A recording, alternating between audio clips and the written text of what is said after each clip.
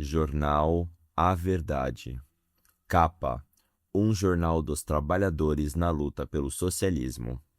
Junho de 2026, segunda quinzena, ano 26, número 336, preço R$ 3. Matéria principal: ditador Trump quer intervir no Brasil. No último dia 28/5, a mira do ditador Donald Trump se voltou contra o Brasil. Seguindo o mesmo roteiro adotado na Venezuela, os Estados Unidos deram o primeiro passo para intervir nos assuntos internos do nosso país ao classificar o PCC e o Comando Vermelho como organizações terroristas. A partir de agora, Trump tem carta branca para realizar ações militares em nosso território, quando bem entender. É o que afirma Lincoln Gaquia, promotor do Grupo de Repressão ao Crime Organizado, de São Paulo. Acho que há risco muito grande de os Estados Unidos quererem fazer algum tipo de ação militar aqui, como fizeram no México e na Venezuela. A decisão de Trump de se meter nos assuntos do Brasil atendeu a um pedido feito por Flávio Bolsonaro, pré-candidato do PL a presidente da República. Em maio, ele foi à Casa Branca pedir pessoalmente ao seu patrão que intervisse nas eleições de outubro a seu favor. Em troca, disse a Trump que entregará a Amazônia e as reservas de ouro, água e terras raras aos Estados Unidos. O falso patriota também negociou um novo tarifaço de 25% contra o Brasil e concordou com as ameaças de Trump ao PIX. Leia mais na página 3. Trabalhadores da limpeza urbana conquistam o fim da 6x1 após mobilização. Página 4. Seção Brasil. Correnteza vence eleições em 4 universidades federais. Na primeira quinzena de junho, o Movimento Correnteza e a União Juventude e Rebelião, o JR, venceram as eleições para os DCEs nas universidades federais do Ceará, UFC, Brasília, UNB, Rural do Rio de Janeiro, UFRRJ, e São Paulo, Unifesp. As eleições foram marcadas pela disputa contra o campo do imobilismo, grupos que defendem a passividade do movimento estudantil, em especial diante do governo federal. O movimento Correnteza, pelo contrário, tem apontado que o único caminho para transformar a educação e a vida da juventude no Brasil é a luta organizada e coletiva dos estudantes. São as manifestações, abaixo-assinados, passagens em sala, denúncias políticas e agitações que pressionam os governos a atenderem às reivindicações dos estudantes. No Brasil, a educação federal recebe menos de 3% do PIB. Esta é uma das causas da falta de vagas nas universidades federais, onde estão apenas 5% dos jovens entre 18 e 24 anos, e nos institutos federais e também dos problemas que estas instituições enfrentam quanto à estrutura e evasão de alunos. São bilhões de reais em perdões de dívidas, benefícios fiscais, emendas parlamentares do orçamento secreto e outros esquemas. Só a dívida pública, que enriquece especuladores do mercado financeiro com recursos públicos, consumiu em 42% de todo o orçamento do governo federal em 2025. Diante desse quadro, o que resta aos estudantes é a histórica rebeldia e a união para enfrentar os interesses daqueles que negam à juventude o direito de estudar, aprender e se formar. As entidades estudantis podem e devem cumprir este papel, denunciando os inimigos da educação pública e organizando as lutas e reivindicações por uma educação pública de qualidade e para todos os brasileiros. Fortaleça a imprensa popular e operária. Doe pela chave Pix. Presente no vídeo. Segunda matéria. Resistência do povo das favelas é inspiração para a nossa luta. De Samara Martins, UP, pré-candidata à presidência. As andanças pelo Brasil apresentando a pré-candidatura à presidência da Unidade Popular têm me reservado momentos emocionantes e de aprendizado. Aquele aprendizado que nenhum livro pode dar. Ter ido à comunidade da Penha, no Rio de Janeiro, foi uma dessas experiências. A Penha é o conjunto de várias comunidades periféricas na base da Serra da Misericórdia. reúne cerca de 180 mil habitantes e abriga potencialidades e produtores de riquezas e cultura, mas também, infelizmente, é cenário da violência. Esteve nos noticiários do mundo inteiro por conta do massacre da Operação Policial Contenção no dia 28 de outubro de 2025, que fez 121 vítimas. Em conversa com moradores e mães das vítimas, a constatação é que foi uma carnificina. O Estado, representado por 2.500 militares da PM, subiu o morro para despedaçar pessoas, promover horror, tristeza e medo por onde passassem. Não era uma operação sobre drogas, não era sobre segurança pública, era sobre determinar era sobre determinar que o povo daquelas comunidades era inimigo do Estado. O tráfico continua organizado por lá, mas nós, mães negras da periferia, choramos os nossos filhos. Ensinamos os nossos filhos a não morrer. Chora Dona Fátima, Priscila, eu e você. O resultado da operação foram corpos enfileirados que lotavam uma rua inteira. Mas eles tinham nome, famílias, direitos. Foram tratados como efeito colateral da farsa da guerra às drogas. Hoje, essas mães que perderam seus filhos criaram um coletivo para ajudar outras mães que foram ou serão afetadas pelas mega-operações. Nas comunidades, a guerra já está instalada e o povo cria mecanismos de autodefesa e resistência. Nós fomos guiados pela comunidade por Wilson, morador da Penha, que, diferente do propagado, queria nos apresentar a Penha do povo, a que constrói grupos, associações, organizações sociais para evitar que as crianças sejam recrutadas pelo tráfico. Grupos religiosos que se organizam para amenizar a dor, cozinhas comunitárias para salvar as crianças e a população da fome. Cursos populares, como da AERJ e da Frente Negra Revolucionária, FNR, que ensinam inglês e política aos jovens e adolescentes. Algumas das estudantes estavam na nossa conversa, e a fala com brilho nos olhos é de esperança de dias melhores, de futuro, que não seja na cadeia ou a morte. Wilson nos disse que apresentaria as belezas da Penha porque a violência não era fruto daquele território. É imposta aos moradores, e o Estado se nega a estar nesse lugar com educação, saúde, lazer e cultura. Esporte se faz presente na repressão e na promoção da morte. Saí desse encontro emocionada pela resistência e pelo potencial de luta do nosso povo, mas também mais convencida do programa e da luta que temos desenvolvido em todo o país. Não é possível não falar de desmilitarização das polícias ou do genocídio do povo negro quando é óbvio o caráter oficial de repressão, tortura e morte das polícias contra o povo.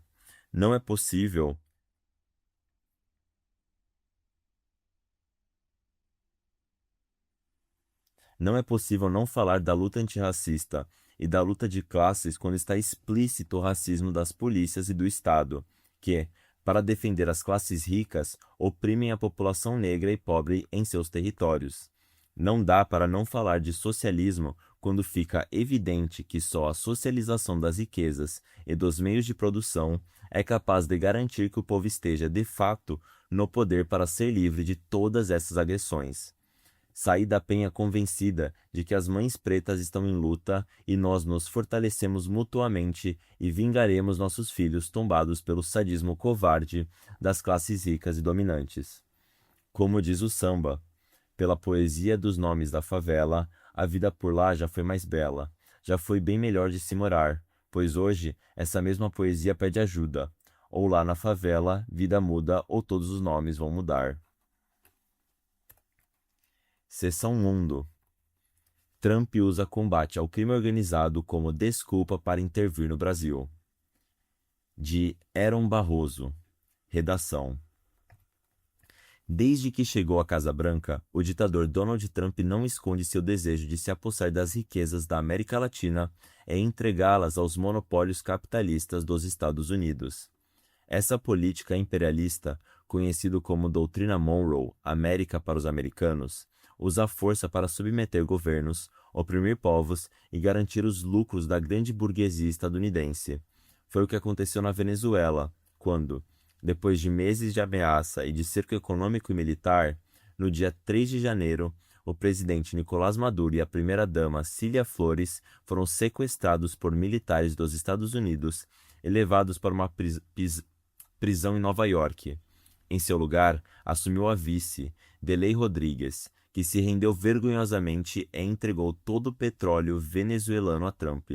Agora, o lucro do petróleo, que antes era usado para construir escolas, hospitais e moradias populares, está indo diretamente para os Estados Unidos. Outro alvo dos interesses imperialistas no continente é Cuba. Desde 1959, sucessivos governos estadunidenses tentaram, sem sucesso, destruir a Revolução Cubana, que segue resistindo ao mais cruel e desumano bloqueio econômico da história, agravado após a capitulação do atual governo da Venezuela. Mas, ao contrário da senhora Delay, Cuba não negociará sua soberania, nem se curvará a Trump, como deixou claro o embaixador cubano no Brasil, Victor Cairo, na entrevista da edição passada de A Verdade, número 335. Brasil na mira de Trump. Nos últimos meses, as operações militares e as ameaças dos governos dos Estados Unidos contra a América Latina têm se intensificado sob a justificativa de combate ao crime organizado e a grupos classificados por Washington como terroristas. Porém, na verdade, isso não passa de uma desculpa dos imperialistas para violar a soberania dos povos e nações. No último dia 28/5, a mira de Trump se voltou contra o Brasil. Seguindo o mesmo roteiro adotado na Venezuela, o ditador dos Estados Unidos deu o primeiro passo para intervir nos assuntos internos do nosso país ao classificar o Comando Vermelho e o PCC como organizações terroristas. Com isso, a partir de agora, ele passa a ter carta branca para realizar ações militares em território brasileiro quando bem entender. Há quem ainda duvide que os Estados Unidos sejam capazes de bombardear ou invadir militarmente o Brasil, mas basta lembrar do que eles fizeram no Vietnã, no Iraque e no Afeganistão, e seguem fazendo em Cuba, no Irã e na faixa de Gaza, para perceber que essa ameaça é bem possível. Além disso, essa não seria a primeira vez que o imperialismo estadunidense intervém no Brasil. Em 1964, o golpe militar fascista contou, desde o início, com a participação da Casa Branca, que chegou a enviar um porta-aviões com jatos de caça, 2 navios de mantimentos, mísseis teleguiados e 110 toneladas de armas e munições para garantir que os golpistas tomassem o poder. O restante da história, todos nós conhecemos. O país foi submetido, por 21 anos, a uma ditadura que perseguiu, prendeu, sequestrou, torturou, estuprou, assassinou ou desapareceu com mais de 50 mil brasileiros, inclusive crianças. Vendilhões da pátria. A decisão de Trump de se meter nos assuntos do Brasil e do povo brasileiro atendeu a um pedido feito pelo senador Flávio Bolsonaro, pré-candidato do PL a presidente da República. Em maio, ele foi a Washington lamber as botas e pedir pessoalmente ao seu patrão que intervisse nas eleições de outubro. Em troca, prometeu ao Laranjão entregar a Amazônia e as reservas de ouro, água e terras raras do Brasil às multinacionais estadunidenses. Trump adorou a oferta e disse a seus assessores que estavam na reunião do Salão Oval: "Temos que ajudar esses caras." Notem que o filho 01 do ex-capitão excluiu da lista de organizações criminosas que atuam no Brasil as milícias, com quem sua família mantém profundas relações. Flávio Bolsonaro chegou, inclusive, a empregar em seu gabinete, quando era deputado estadual do Rio de Janeiro, familiares de conhecidos milicianos e a homenagear matadores de aluguel do chamado Escritório do Crime, protegidos do senador até hoje. Ainda durante a visita à Casa Branca, Flávio Bolsonaro também negociou um novo tarifaço de 25% contra o Brasil e concordou com as ameaças de Trump contra o PIX, métodos de pagamento que tira das mãos dos monopólios estadunidenses de cartão de crédito a cobrança de taxas sobre a movimentação financeira da maioria dos trabalhadores brasileiros. Antes, no ano passado, quando os Estados Unidos impuseram uma taxação de 50% sobre os produtos brasileiros, o senador comemorou dizendo: "Obrigado, Trump. Faça o Brasil livre de novo." Agora, diante da repercussão negativa do acordo que fez com Trump, uma verdadeira traição ao povo e à nação, o 01 disse que nunca pediu nada disso, repetindo a mesma desculpa que deu quando foi pego em flagrante, pedindo milhões de reais ao banqueiro Daniel Vorcaro, dono do Banco Master, preso por fraude financeira para bancar um filmeco de quinta categoria sobre seu pai, condenado e preso por organizar a tentativa de golpe do Estado de 8 de janeiro de 2023. Combate ao crime. Não há dúvidas de que tanto o PCC quanto o Comando Vermelho são facções criminosas que oprimem o povo e precisam ser combatidas. Mas isso não pode ser usado para justificar uma intromissão das Forças Armadas de outro país em nossa pátria.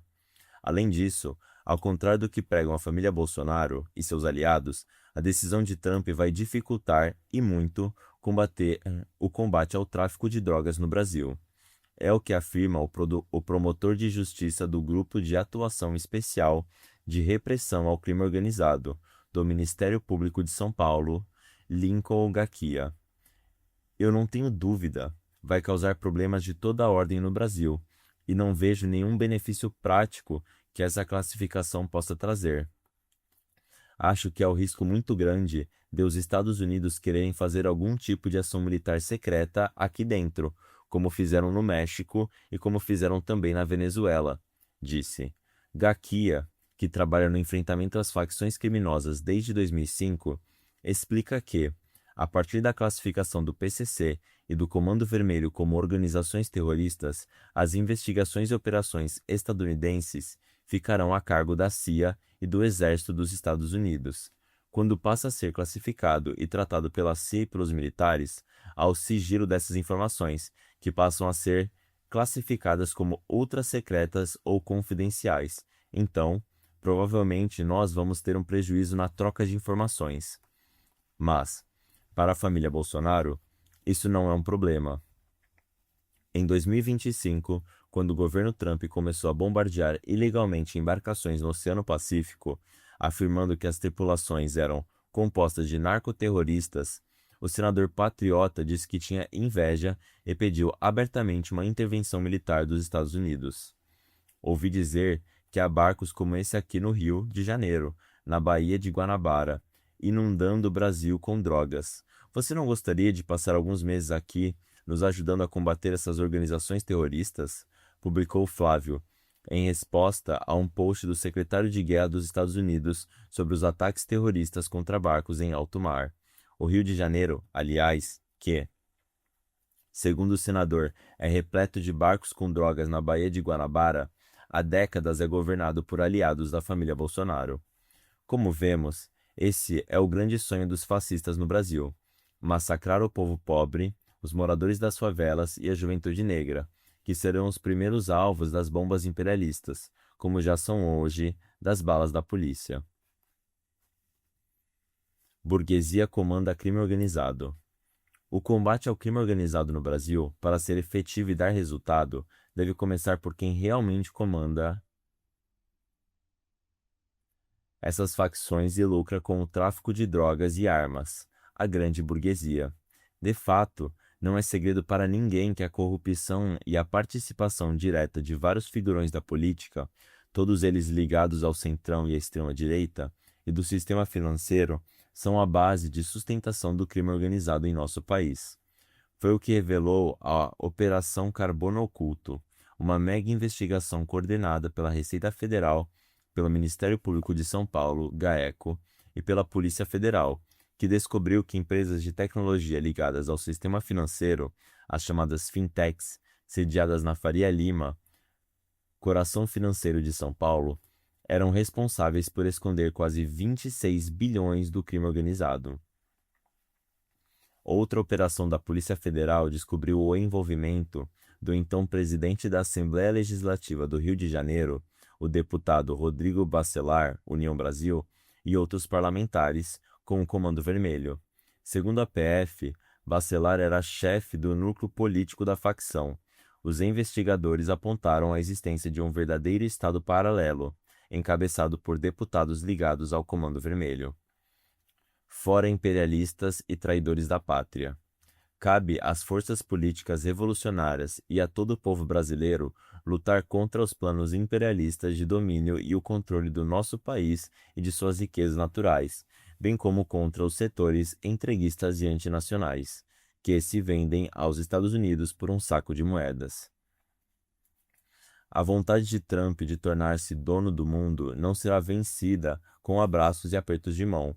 É preciso denunciar suas verdadeiras intenções, desmascarando os traidores da pátria e mobilizando a classe trabalhadora e os povos oprimidos para fazer uma revolução socialista. Única forma de impedir que o imperialismo jogue suas bombas e imponha a sua ditadura sobre nosso povo.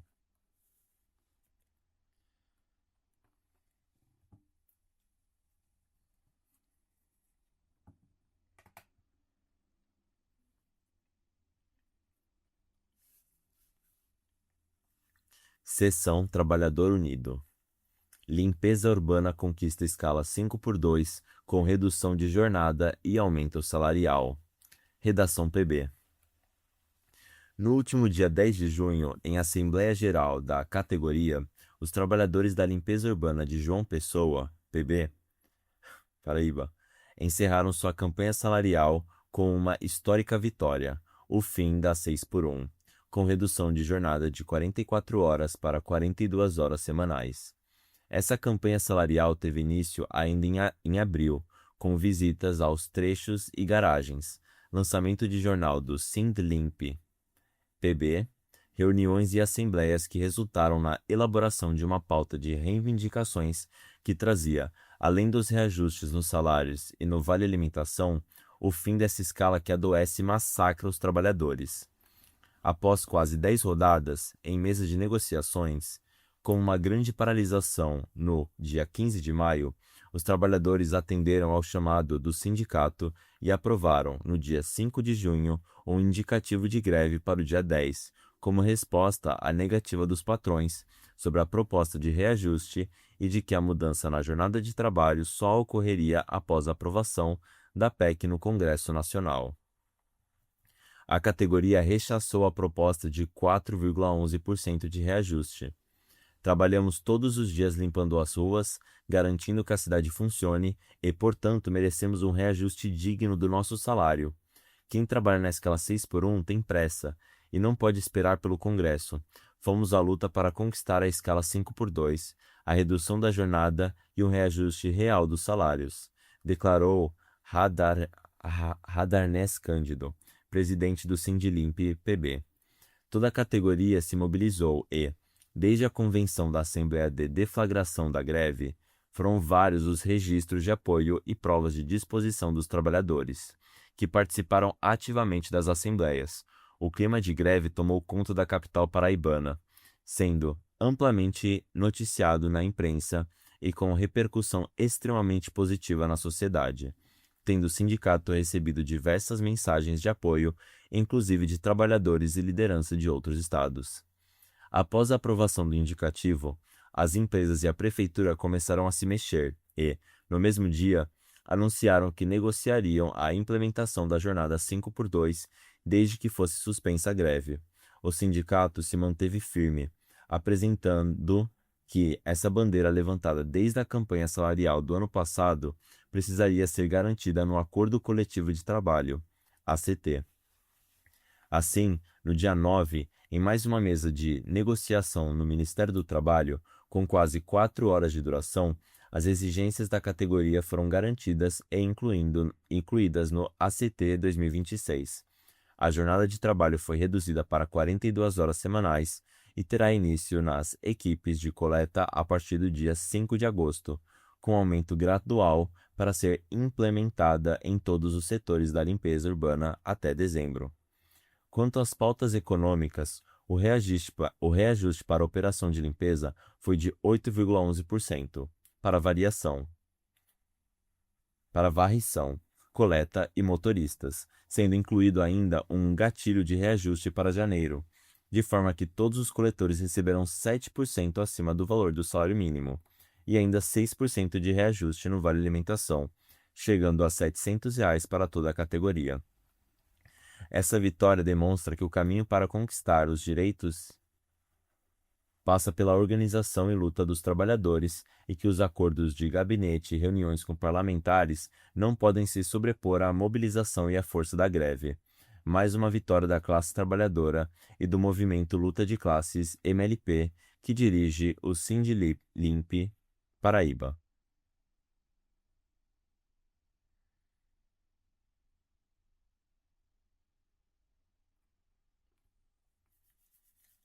Os Trabalhadores da Areia. Cícero Roberval, Nova Iguaçu, RJ. Não tem coisa melhor do que trabalhar na praia, me diz o baixinho. Só tem maluco, todos riem. Estamos comendo sanduíches de mortadela sob um sol de 80 graus, e olha que ainda são 9 da manhã. O trabalho começou às 7, mas eu, que moro longe, acordei às 4, tomei um café preto e fui chacoalhar no ônibus, com direito a todo aquele perrengue que vocês conhecem bem. É minha primeira semana, então fico com o mais pesado, espalhar as cadeiras e armar os guarda-sóis. Bico Doce é talvez o mais antigo naquelas areias, apesar de não ter ainda 50 anos. Diz que chegou ainda criança e nunca mais saiu de perto do mar. A esposa, conhecida como Brincadeira, é quem gerencia a barraca. Chegou ali ao perder o emprego de secretária executiva. Na época da pandemia, sua experiência de gestão transformou a barraca onde trabalha numa máquina de fazer dinheiro. Para o patrão. Eu também vim para cá porque fiquei desempregado. O pessoal é gente boa. Me ensina tudo o que tem que fazer. Já os patrões são meio casca grossa. Acham que a gente nasceu sabendo. Mas é maldade, é capitalismo, penso. A prefeitura faz diversas exigências, mas oferece quase nada em troca. Por lei, temos que tirar tudo da praia todo dia. O jeito é desobedecer e rezar para não dar ruim. Quando eles cismam, não tem jeito. É ficar até quase meia-noite desmontando barraca. Os clientes, no geral, são gente como a gente. Tudo trabalhador, mas clientes, né? Quem paga sempre acha que tem razão. Ainda mais quem foi explorado a semana inteira e planejou um domingo de água de coco e cervejinha. Às vezes, um vacilo seu vira um problema gigante. Nossa cabeça já quente de sol quer explodir. Regra número 1 do negócio: nunca mate um cliente. Regra número 2: nenhum dinheiro vale a sua dignidade. Difícil equilíbrio. Há também muitos clientes estrangeiros. Esses são simpáticos até ficarem bêbados. Depois, conheci Facundo, um argentino que largou o serviço de policial em Buenos Aires porque se recusava a bater em aposentados e estudantes nas manifestações cada vez mais violentas que aconteciam por lá. Me pergunta se sabe onde pode conseguir trabalho. Apresento ele para a chefe. No dia seguinte, Facundo me agradece. Vai ser o segurança daquele trecho para evitar os frequentes roubos. Quando começa a ficar bom, o verão acaba. Vão embora os turistas e o dinheiro. Onde trabalhavam até 6 pessoas, vai ficar apenas Brincadeira, recebendo 1/4 do valor até dezembro. Falando sério, Brincadeira explica. Se tivesse investimento do governo, incentivo ou alguma proteção para o trabalhador, valeria mais a pena. A maresia come a cara da gente. Acaba com a gente inteira. Tenho 50 anos, mas pareço ter 65. Quem vai querer me contratar? O patrão lamenta não poder me manter na praia. Diz que eu trabalho bem, apesar da idade. Dias depois de ser dispensado, volto para relaxar um pouco e, disfarçadamente, ver se arrumo alguma coisa para fazer. O cenário agora é de uma paz de deserto. Não consigo nem uma coisa nem outra. Cumprimento Brincadeira. Cumprimentando, pergunto se quer ajuda. Ela perdeu bastante de sua espontaneidade praieira, mas me oferece uma cerveja de cortesia. Aceito e paro para ver o mar, tentando não pensar em nada. Não consigo. Um nervoso no corpo me mostra que a gente já não sabe ver o mar sem estar trabalhando. Anúncio publicitário, lançamento das edições Manuel Lisboa. Reportagem sob a forca. R$ 30 preço promocional, QR Code no vídeo. Ainda Seção Trabalhador Unido. Contribuir com o sindicato é fortalecer a luta contra a exploração dos patrões. Escrito por Tiago Santos, Unidade Popular, UP.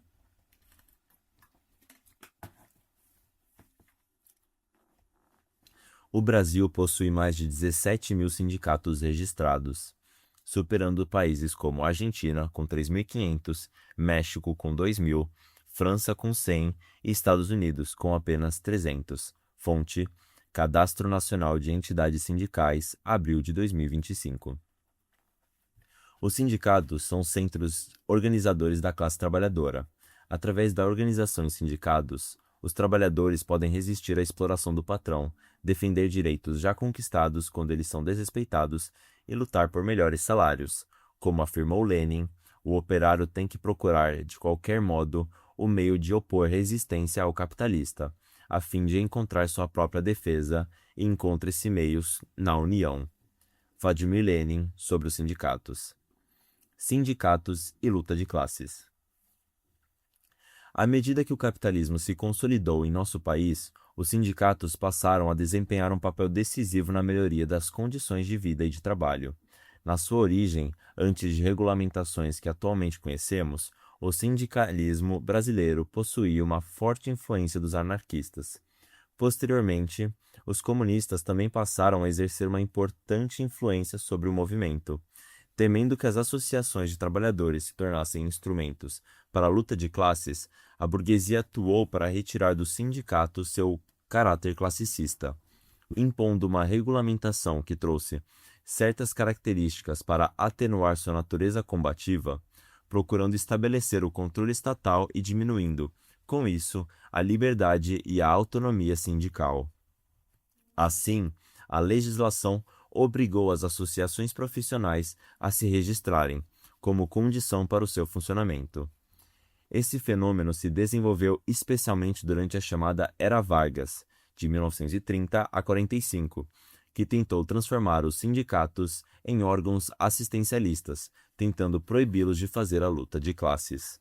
Mas, apesar dessa lei, os sindicatos continuaram sendo importante papel na luta pelos direitos dos trabalhadores, a tal ponto que, nos primeiros dias após o golpe militar fascista, de 1º de abril de 1964, houve intervenção em 409 sindicatos, pois os militares golpistas temiam que eles se transformassem em centros de resistência.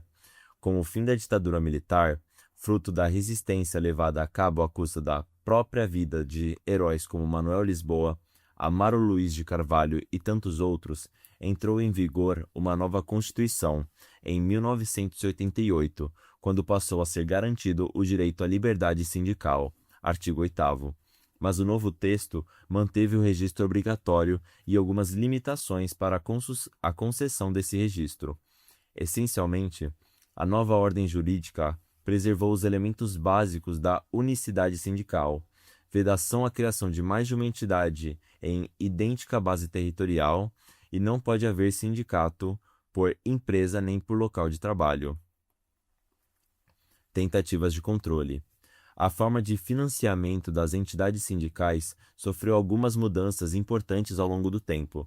Além da contribuição livre e voluntária dos seus associados, estabelecida desde a criação dos primeiros sindicatos livres, a partir da regulamentação das entidades de classe, existiu durante um longo período um tipo de contribuição compulsória e descontada de todos os empregados pelos patrões, independente de sua autorização. Esse era o imposto sindical. Essa contribuição compulsória surgiu com as primeiras legislações sobre as organizações sindicais e perdurou por muitos anos. O imposto sindical passou a ser chamado de contribuição sindical urbana e era recolhida pelos empregadores, passada ao Estado para só então ser depositada para cada uma das entidades sindicais nos diferentes graus de representação, sindicato, federação e confederação, além de um percentual para o Estado. Depois foram incluídas as centrais sindicais. Em novembro de 2017, com a reforma trabalhista, a obrigatoriedade da contribuição sindical foi modificada profundamente. Na sequência, uma interpretação do STF sobre a necessidade de autorização expressa e individual dos associados das entidades, na prática, tornou a contribuição compulsória quase extinta. Entretanto, segundo o levantamento feito pelo Ministério do Trabalho, apesar da queda de 98% em comparação com o último ano de recolhimento, em 2024, esse tipo de contribuição chegou a 13,4 milhões de reais para sindicatos de empregados, 3,17 milhões para as federações de trabalhadores e 1,2 milhão para as confederações. Nessa mesma modalidade, as centrais sindicais arrecadaram 1,9 milhão. Financiamento da luta. Na Alemanha, as entidades sindicais têm o direito de atuar no mercado financeiro. Nos Estados Unidos, são proprietárias de ações nas sociedades anônimas.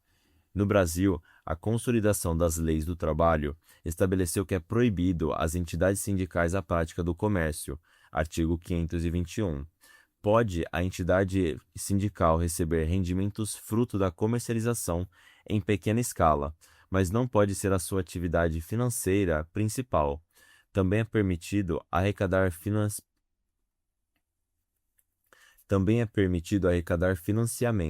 por exemplo, com a locação de imóveis próprios da entidade, ou mesmo com a venda deles, mas isso não significa que seja permitido que a entidade explore a atividade como finalidade principal. Assim, a forma fundamental de financiamento das entidades sindicais no Brasil é a contribuição de seus associados. Conforme norma estabelecida em acordos coletivos de trabalhadores ou pelas convenções coletivas, também em alguns casos em sentença normativa, existe a possibilidade de recolhimento da chamada contribuição assistencial ou taxa assistencial. Trata-se de um valor recolhido dos empregados beneficiados pelas normas coletivas de trabalho. Esse tipo de contribuição só pode ser descontado dos trabalhadores que autorizarem seu recolhimento, ou pelo menos deve ser dado publicidade da sua aprovação em assembleia e assegurado o direito de oposição. Não há dados oficiais confiáveis sobre o volume arrecadado pelos sindicatos com contribuições associativas, mas é possível ter uma ideia da dimensão. Em 1960, haviam 1.600 sindicatos urbanos, contando com 1 milhão de sindicalizados. Em 65, eram 2.500 sindicatos, com 1,5 milhão de sindicalizados. Em 77, o número de sindicatos saltou para 4.200, sendo que os filiados chegaram a 8.600.000. No final da década de 1980, o país contava com 9.833 sindicatos e, em meados da década de 1990, chegou a 15.972.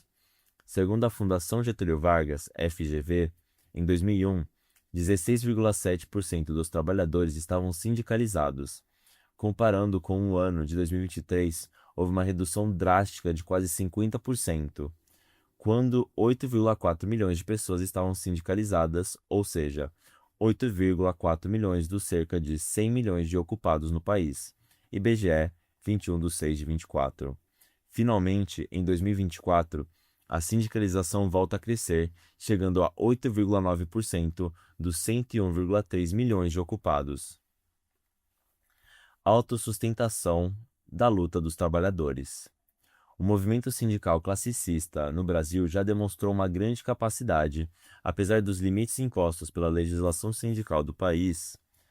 Cabe aos sindicalistas revolucionários, marxistas, propagandear o conceito da luta de classes, explicar aos trabalhadores como os patrões ficam ricos, se apropriando da mais-valia produzida pelo operário.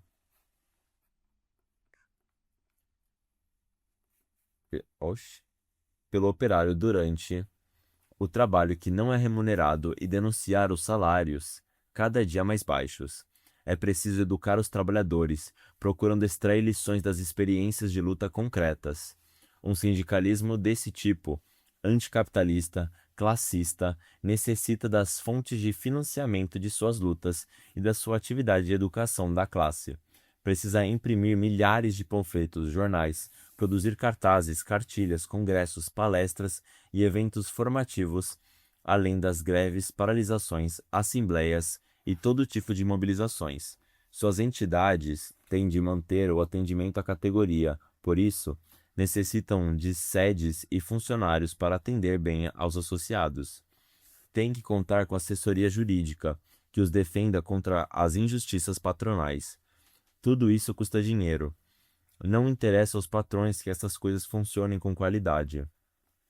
Assim, faz parte das tarefas de quem defende os sindicatos, que os sindicatos sejam instrumentos independentes dos patrões para a luta da classe trabalhadora por melhores salários e pelo socialismo, que procuremos ampliar o número de associados que contribuam com o sindicato, assim como ser criativos quanto às formas de arrecadação, assegurando sempre a prestação de contas sobre a utilização correta dos recursos dos trabalhadores. Quando o trabalhador contribui para o sindicato, ele o faz para financiar a luta visando melhorar suas condições de trabalho. Como afirmaram Karl Marx e Friedrich Engels em 1871 nos Estatutos da Associação Internacional dos Trabalhadores, a libertação da classe trabalhadora tem de ser conquistada pela própria classe trabalhadora. Seção Brasil. Comissão da Câmara dos Deputados quer reduzir maioridade penal. Por Viktor Davidovich, UJR. Na quinta-feira, 10 de junho, a Comissão de Constituição e Justiça da Câmara dos Deputados aprovou uma proposta de emenda à Constituição, uma PEC, para permitir que jovens de 16 e 17 anos sejam punidos criminalmente como adultos. A medida só passa a valer se for aprovada na Comissão Especial, no plenário da Câmara e, depois, no Senado Federal. Quem são os deputados favoráveis à medida?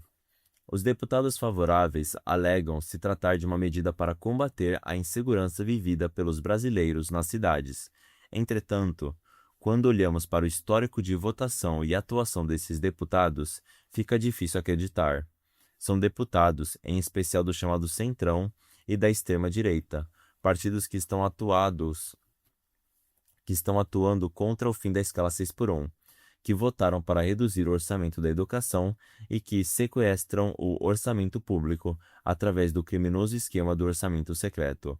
Apenas um dia após a votação da redução da maioridade penal, estes mesmos partidos ameaçaram aprovar um projeto que desviava recursos da educação para financiar linhas de crédito para grandes latifundiários, ou seja, tirar dos pobres para dar aos ricos, capitalistas. Portanto, são deputados que votam sempre contra o povo trabalhador. A diminuição da criminalidade passa pelo aumento do investimento em educação e outras políticas públicas, e também pelo aumento dos salários e melhoria das condições de trabalho.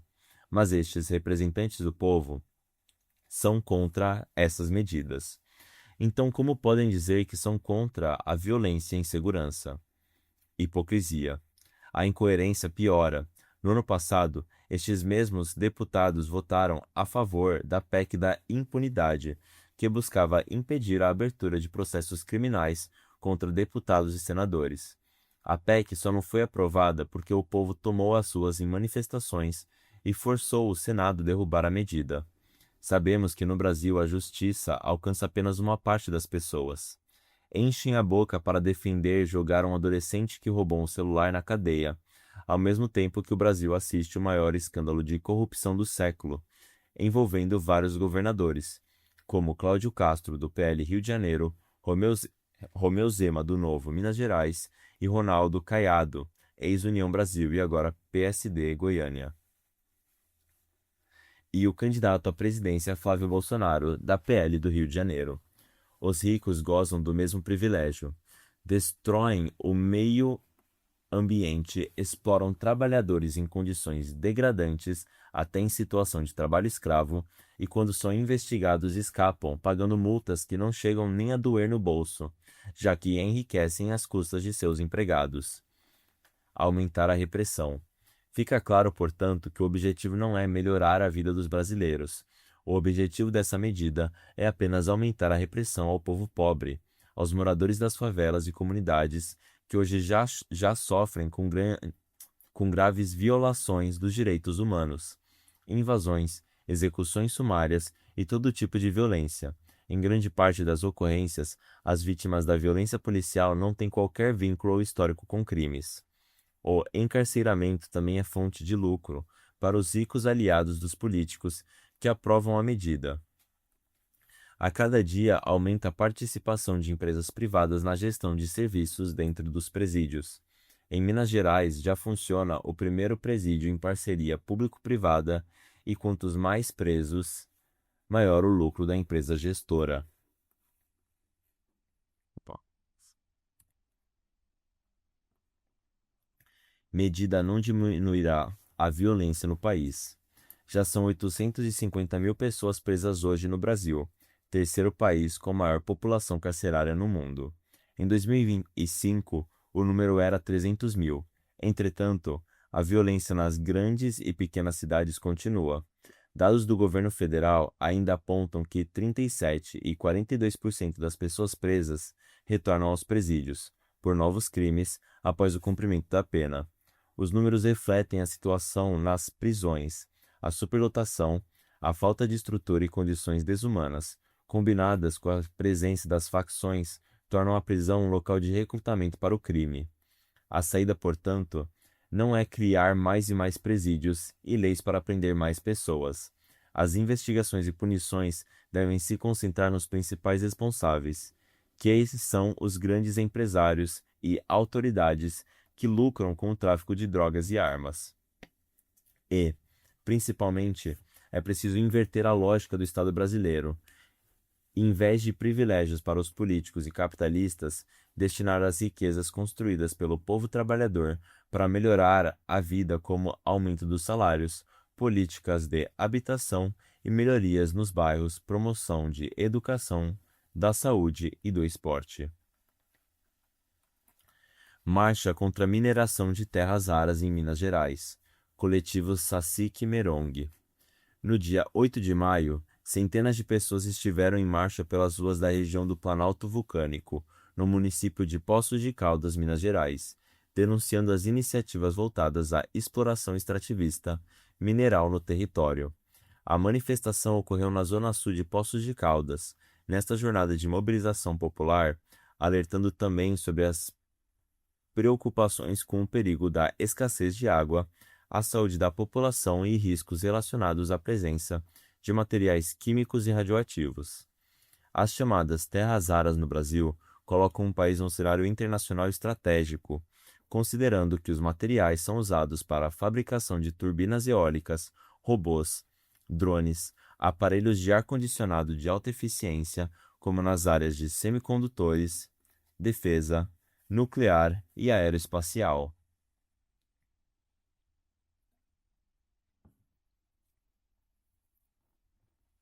As terras raras também parecem nos empurrar de volta ao passado. As corridas globais por esses minerais colocam dinâmicas conhecidas do mundo.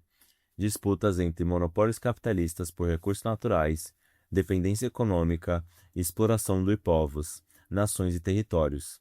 Na região sul de Minas Gerais, os projetos que a burocracia capitalista está se apressando para aprovar e licenciar colocam as empresas mineradoras imperialistas australianas Viridis Mining and Minerals e a Meteoric Resources para lucrar e atingir as áreas localizadas em municípios como Poços de Caldas, Andradas e Águas de Prata. Nara Gomes, do movimento Terra Viva, Água Rara e da Unidade Popular pelo Socialismo, UP, questionou em audiência pública convocada pela Assembleia Legislativa de Minas Gerais, a LMG, realizada no dia 8 de março em Poços de Caldas, as etapas envolvendo as licenças para mineirar. Segundo Nara, a pressa em aprovar os licenciamentos contrasta com a lentidão com que as informações sobre os projetos e seus impactos chegam até a população afetada. Diante da ausência de proteção por parte dos governos e seus órgãos, é a população que tem que se organizar para levar informações às comunidades. Isso reforça a centralidade do papel da mobilização e da luta popular contra o desastre que querem impor essas comunidades. O interesse do capital estrangeiro de aplicar bilhões de dólares nessa região apontada pelo desastroso projeto de destruição e escassez que essas mineradoras têm para a região, ignorando todas essas populações, resulta na piora das relações humanas e sociais, atingindo em cheio as comunidades, seus modos de vida e as riquezas naturais. Terras raras do Brasil. Terras raras são um grupo de 17 elementos químicos essenciais para a tecnologia moderna. As informações apontam que o Brasil possui a segunda maior reserva mundial, 22 milhões de toneladas, atrás apenas da China. Essas matérias-primas são cruciais para a falsa transição energética propagada pelos aparatos do atual capitalismo imperialista. A venda de uma mineradora brasileira, Serra Verde, para uma empresa norte-americana por cerca de 2,8 bilhões de dólares, concretizada em abril de 2026, consolidou um controle estrangeiro sobre a principal produção comercial de terras raras no Brasil. A condição de ser um país exportador de matéria-prima é uma movimentação do imperialismo sobre o nosso país, sobre o nosso povo, sobre a nossa terra. A articulação dos povos na luta por território deve ser fortalecida, construída e incentivada pelas diversas organizações que se colocam para a luta contra o capitalismo. A luta dos povos originários e quilombolas apontam como devemos resistir ao saque de nossas riquezas. Afinal, foram séculos de lutas que mantêm vivas as experiências de todos os povos. Lutar por territórios livres de mineração. O coletivo Cacique Merong está comprometido com as lutas contra danos que não são negociáveis, como a vida, os modos de viver, acesso à água e à terra. A luta contra os imperialismos capitalistas é a luta do socialismo e dos territórios.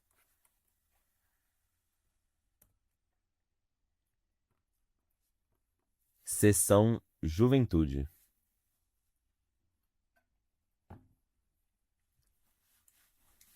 Estudantes da USP realizam greve de 54 dias e derrotam o governo Tarcísio de Freitas. Por Gabriel Borges, SP. Os últimos 3 meses têm sido de intensa luta dos estudantes de São Paulo contra a política fascista do governador Tarcísio de Freitas, republicanos. Os estudantes da USP deram o exemplo ao realizarem uma vitoriosa greve de 54 dias, que chegou a paralisar mais de 100 cursos e 7 campi.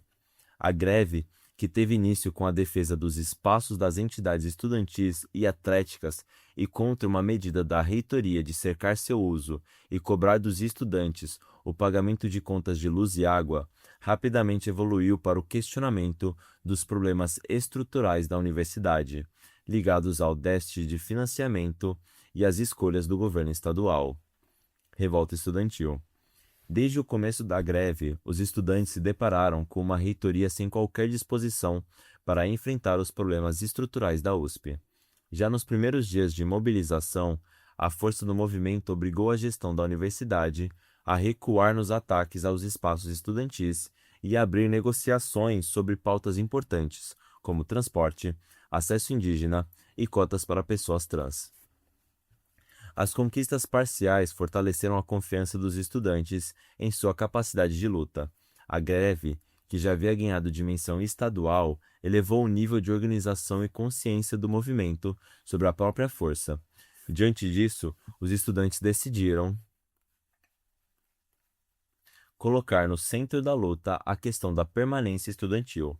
Apoiado no crescimento da greve, o movimento passou a exigir a ampliação do auxílio permanência para os estudantes pobres.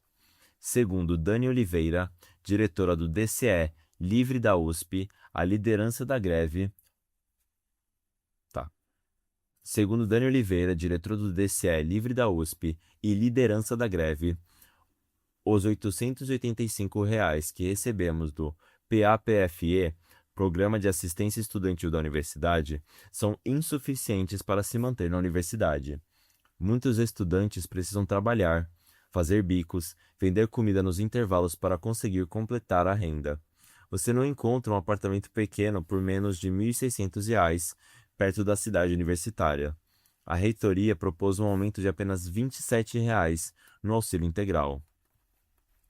No dia 10 de maio, após a reitoria encerrar as negociações, Os estudantes decidiram que se a USP não cumpria o propósito de atender aos estudantes, não deveria funcionar para mais nada até mudar de postura. Foi assim que centenas de estudantes escalaram grades e ocuparam a reitoria, um prédio moderno que destoa da estrutura que a maioria das unidades dispõe para as aulas. Foi por estarmos cansados da fome, da precarização da vida, que decidimos ocupar a reitoria, afirmou Dani. Esse foi o ponto de virada da greve. Durante a ocupação, os estudantes organizaram reuniões com movimentos, coletivas de imprensa, palestras com professores e atividades culturais. O espaço se transformou em território de solidariedade e livre da fome, com café da manhã, almoço e jantar para todos os presentes. Tudo estava preparado para um domingo de Dia das Mães ao lado de trabalhadores terceirizados, técnicos administrativos e familiares, quando o governador de São Paulo entrou em cena pela primeira vez para responder às reivindicações da greve da maior universidade do país. Repressão na USP. Mas a resposta não veio na forma de uma mesa de negociação. Na calada da madrugada, a tropa de choque invadiu a ocupação, acordando os estudantes com golpes de cacetete, gás de pimenta, bombas de efeito moral e um corredor polonês. Segundo os advogados que assessoravam o movimento estudantil, o comandante da operação afirmou que a ordem partiu diretamente do governo do estado. Posteriormente, a reitoria admitiu estar ciente da ação e ter autorizado a entrada da polícia no campus para agir contra os próprios estudantes. Durante a desocupação, a União da Juventude e Rebelião, o JR, cumpriu um papel decisivo na linha de frente da resistência à repressão, contribuindo para que os estudantes pudessem recuar de forma organizada e com a maior segurança possível. O tiro do governo saiu pela culatra. Em vez de enfraquecer a greve, as cenas de violência contra os estudantes no Dia das Mães ampliaram a solidariedade ao movimento. Entidades, movimentos sociais, organizações estudantis e setores da sociedade civil repudiaram a repressão promovida pelo governo Tarcísio e declararam apoio à greve. No dia 20 de maio, uma gigantesca marcha reuniu 50 mil pessoas rumo ao Palácio dos Bandeirantes, numa demonstração de força que obrigou o governo do estado a receber os grevistas. A luta vale a pena. A marcha obrigou a reitoria a reabrir as negociações com os estudantes e firmar compromisso para ampliar o ônibus nos campi, criar uma nova janela de bolsas de estágio para calouros e revisar os contratos dos bandejões, garantindo refeições também no fim de semana. O próprio Tarcísio foi obrigado a reconhecer a legitimidade das reivindicações estudantis. Muitas conquistas também foram obtidas nas negociações com as direções dos cursos e campi, como relata Isabela Nunes, estudante de políticas públicas. Eu tenho uma colega que paga R$ 1.500 para alugar um quarto. Existem muitas pessoas que sonhavam em estudar na USP, mas deixam de estudar por não ter moradia. É um absurdo que a universidade tenha demorado 21 anos para debater esse assunto. Os estudantes da USP deram um exemplo de que a universidade que sonhamos é possível, mas, para construí-la, é preciso organização, mobilização e disposição para enfrentar a classe rica. As greves da USP, Unesp e Unicamp demonstraram a força do movimento estudantil e da luta popular. Abriram espaço para desgastar o governo Tarcísio e têm contribuído para formar uma nova geração de lutadores. É da luta que surgirá a força capaz de derrotar o fascismo e garantir um futuro melhor para o povo trabalhador. Segunda matéria. Estudantes da Unesp em greve por mais orçamento. Por Leonardo de Paula e Kaique Lins, São Paulo. Em greve há mais de 2 meses, os estudantes da Unesp têm denunciado as condições de permanência nos 34 campi espalhados por todo o estado de São Paulo. Além das denúncias sobre as condições de permanência estudantil, os estudantes têm apontado o governador Tarcísio de Freitas, republicanos, como o principal inimigo da juventude. Permanência estudantil. Apesar de ser uma das universidades com maior número de campi em São Paulo, A Unesp não tem aumento orçamentário desde 95. Diante dessa realidade, os estudantes iniciaram mobilizações no final de 2025, com paralisações em fevereiro e março, reivindicando políticas de permanência. O estopim da mobilização aconteceu após uma professora passar mal e falecer devido à falta de atendimento especializado, consequência da insuficiência de técnicos no campus da capital. Em 22 de abril, os estudantes ocuparam o prédio do Instituto de Artes da Unesp. A greve foi estadualizada após o ato realizado pelas 3 universidades paulistas, que contou com milhares de estudantes e trabalhadores, unidos na denúncia da postura das reitorias em relação às pautas da comunidade acadêmica e da responsabilização do governador Tarcísio pela precarização da educação paulista. Mobilização crescente.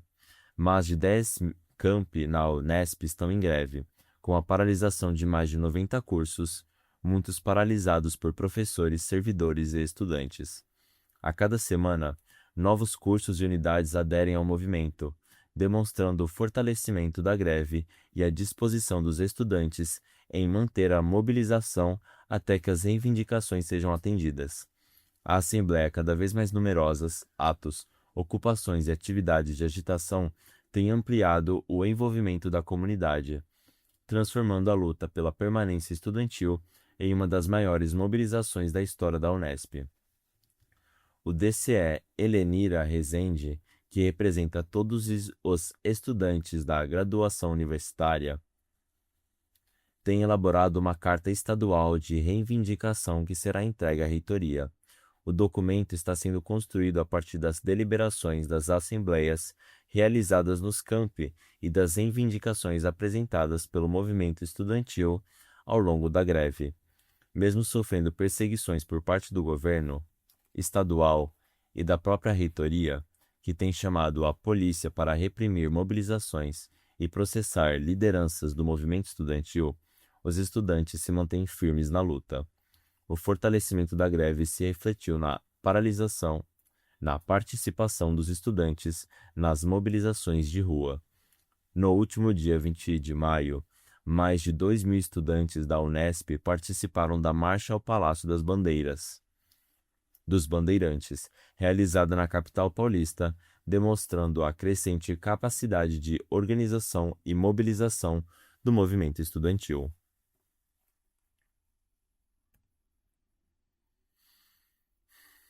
Seção Luta Popular.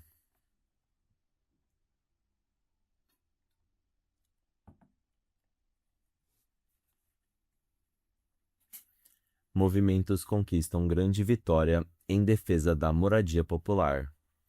Coordenação Nacional do MLB. A partir de uma grande luta nacional, movimentos de moradia conseguiram derrotar a posição do governo federal e sua tentativa de excluir grande parte dos projetos do Minha Casa Minha Vida, entidades MC, MV e de construção de habitação destinada aos trabalhadores que ganham até 2 salários mínimos. A luta foi desencadeada devido à decisão intransigente do governo e do Ministério das Cidades de que, em vez de contratar 98.000 unidades inscritas na mobilidade, seriam contratadas apenas 35.000, ou seja, cerca de 30% dos projetos. Um agravante: só seriam contratados os projetos em fase de obras, ou seja, aqueles que já têm toda a documentação aprovada com as prefeituras. Na prática, essa decisão excluiria a maioria dos projetos dos movimentos sociais que ainda não têm a propriedade dos terrenos, nem dinheiro para bancar sozinhos os projetos arquitetônicos, assim como nos casos de luta contra os despejos promovidos pelas prefeituras. Segundo a gestão, o motivo da redução nas contratações seria a falta de dinheiro. Vejamos, a construção das moradias populares custaria aproximadamente 16 bilhões, apenas 2,16% das contratações da gestão Lula. Ora, só de emendas parlamentares pagas ao chamado Centrão, o governo gastou em 2025 61 bilhões Isso sem contar os trilhões gastos com os pagamentos da dívida pública. A situação se torna ainda mais grave quando Lula, ao mesmo tempo que decide pela não construção de 70% de moradias do MCMV anuncia a ampliação da meta do Minha Casa Minha Vida para mobilidades com financiamento. Portanto, não é falta de dinheiro, é decisão política. E essa decisão escancara o caráter de classe desse governo, que, se fosse um governo popular de fato, priorizaria aos interesses dos movimentos e do povo trabalhador. Mobilização e pressão. Diante desse cenário, com a palavra de ordem, Lula, respeite a nossa luta, não tire as casas do povo, o movimento de luta dos bairros, vilas e favelas, MLB, a União Nacional por Moradia Popular, o NMP, o Movimento Nacional de Luta por Moradia, MNLM, a Confederação Nacional de Associação de Moradores, CONAM, e o Movimento de Trabalhadores por Direitos, MTD, organizaram uma grande luta nacional. A vigília em Brasília se iniciou no dia 8 de junho, com os movimentos chegando em caravanas e montando acampamento com mais de 300 famílias na esplanada dos ministérios. Porém, logo no início do acampamento, a Força Nacional e a Polícia Militar reprimiram as famílias, negando o direito à manifestação. Foram retiradas barracas, lonas e a estrutura de cozinha, mas as famílias se mantiveram firmes, organizaram coletivamente a alimentação, as atividades culturais e a negociação e seguiram em vigília a noite adentro, debaixo de sereno, num frio de 7 graus. Ninguém arredou o pé. No dia seguinte, os movimentos decidiram ir em caminhada e ocupar o prédio do Ministério das Cidades. Ao chegarem a porta já estava fechada e um grande contingente da PM saiu do prédio, disparando spray de pimenta e atingindo com uso desproporcional de força contra crianças, idosos e gestantes. Apesar da reação violenta por parte do governo, as famílias resistiram até serem recebidas. Para dar ainda mais força à vigília, o MLB organizou famílias que buscam ser contempladas nos projetos para também protestarem nos estados. Foram feitas ocupações de órgãos ligados ao governo federal e trancamento de vias em 16 estados, com a participação de cerca de 1.500 famílias, aumentando ainda mais a pressão e arrancando na marra uma reunião imediata com o Ministério das Cidades, a Casa Civil e a Secretaria-Geral da Presidência, no Palácio do Governo, além de uma agenda com o Presidente da República. Os atos que aconteceram nos estados foram muito importantes.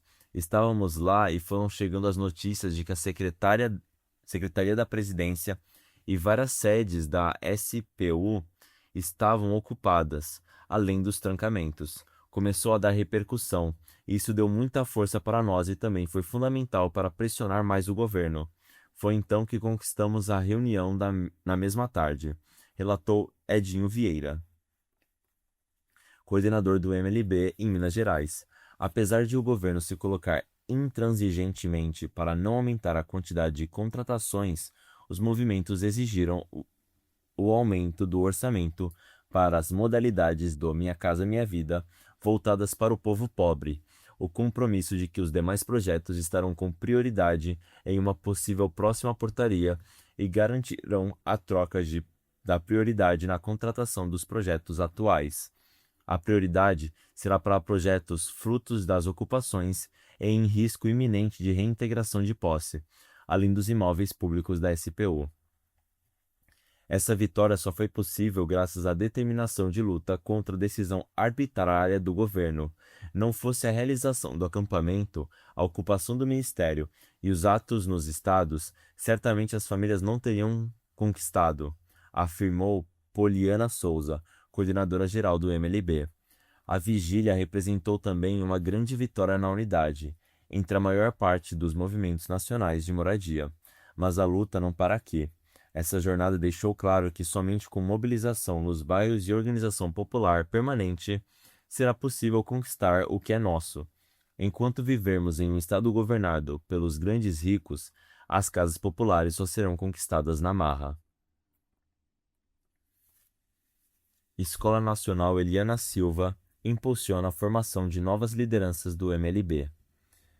De Ilson Magé, Santa Catarina, e Adriel Cássio, Minas Gerais. O movimento de luta nos bairros Vilas e Favelas, MLB, realizou mais uma turma da Escola Nacional Eliana Silva, com um curso de 4 dias voltado para a formação de novas lideranças nas regiões Sudeste, Sul e Centro-Oeste.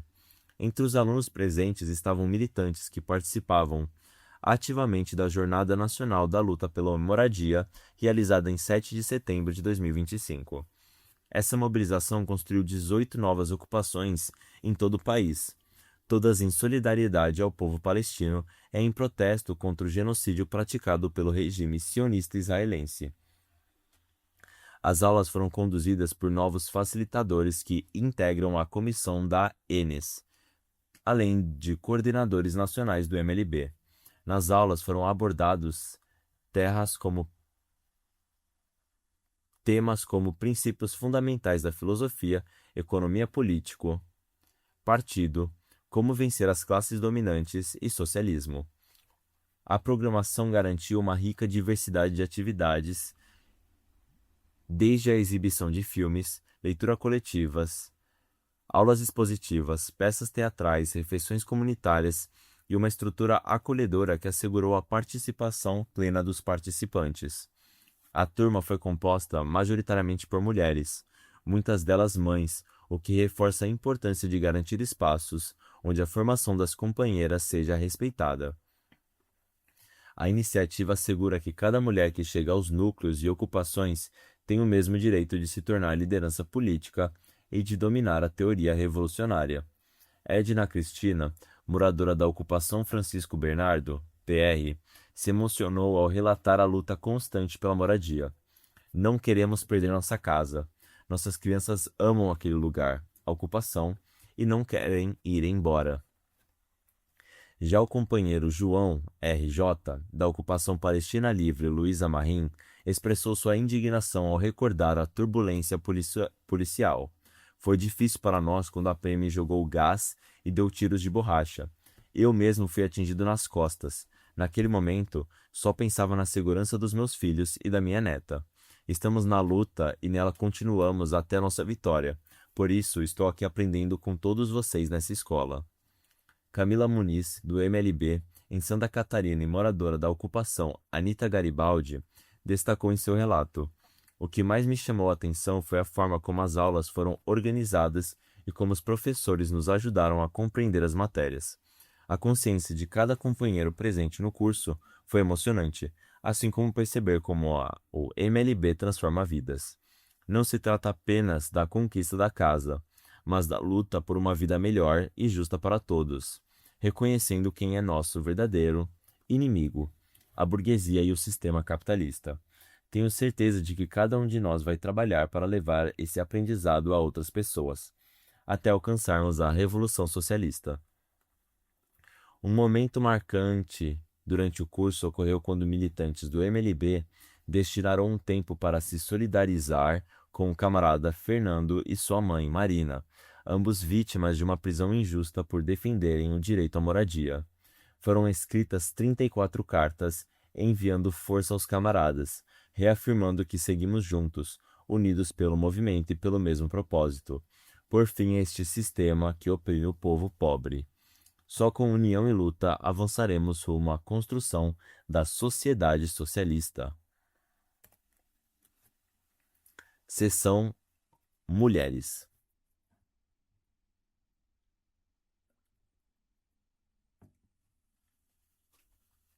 Por que as mulheres devem tomar partido? Por Camila Falcão, UP, pré-candidata ao governo de Pernambuco. Estamos vivendo numa profunda crise do capitalismo que, para garantir a superexploração dos trabalhadores, os senhores das guerras promovem cada vez mais violência em todos os terrenos das nossas vidas. No Brasil, vemos crescer cotidianamente os casos de violência contra mulheres e meninas. A cada 6 minutos, uma mulher sofre alguma violência e, por dia, pelo menos 4 mulheres são vítimas de feminicídio.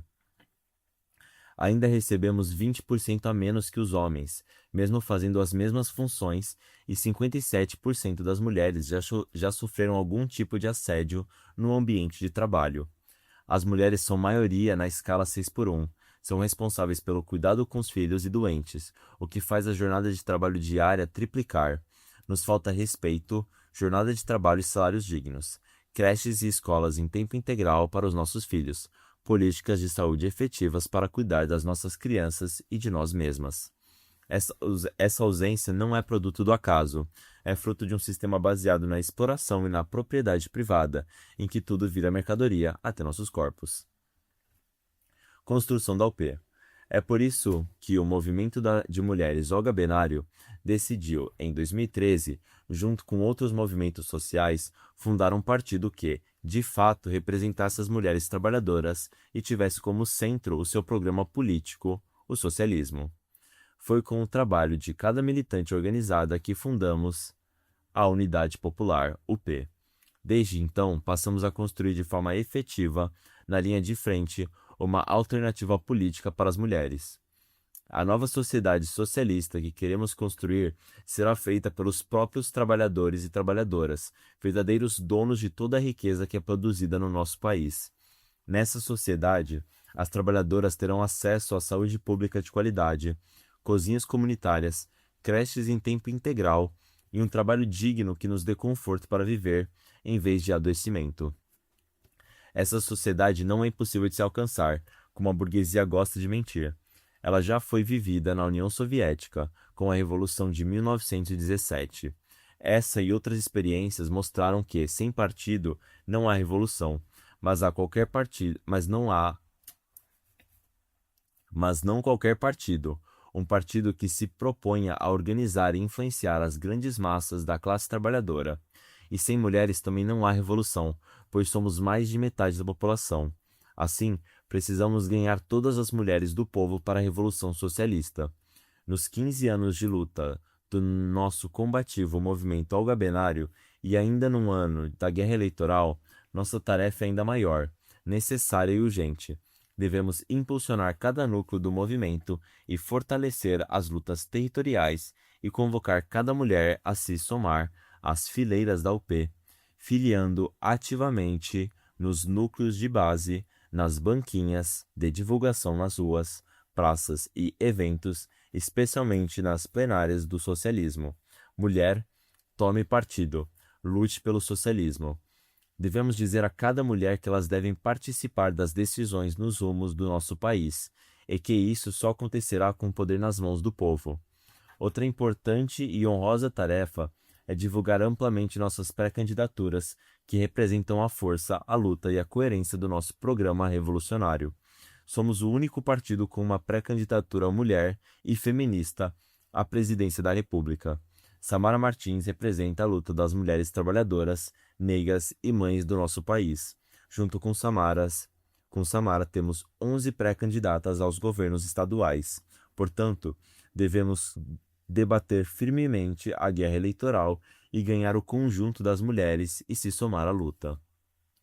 Sabemos que não é uma tarefa simples e que as atribuições e aflições impostas pelo capitalismo afastam as mulheres da vida política.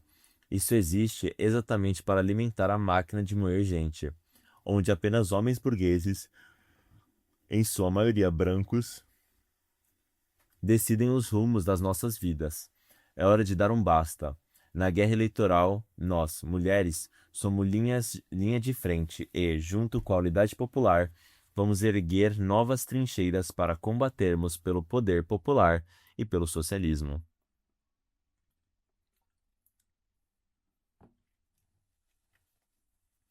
Quarto encontro de mulheres da América Latina e do Caribe será realizado na Argentina, por Júlia Soares, SP. Nos dias 24, 25 e 26 de julho, ocorrerá o quarto encontro de mulheres da América Latina e do Caribe, na cidade de Buenos Aires, Argentina.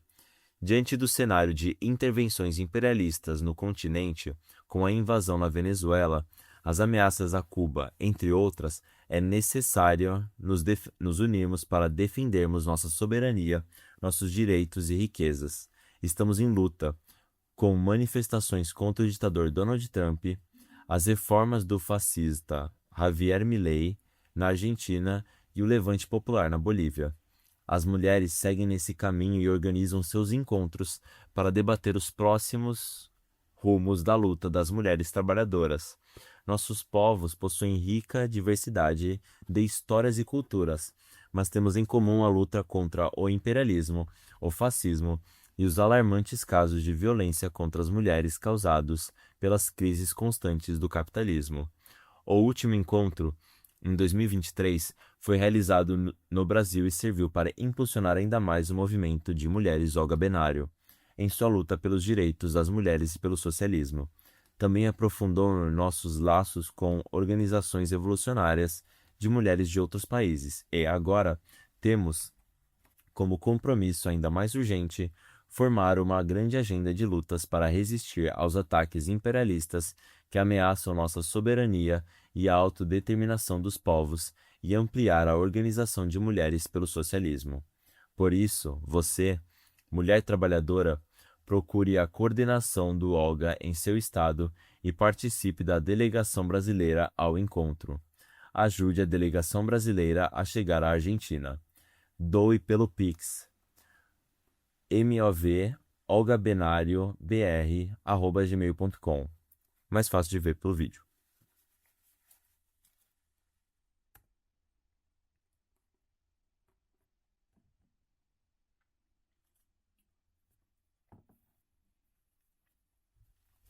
Sessão Internacional.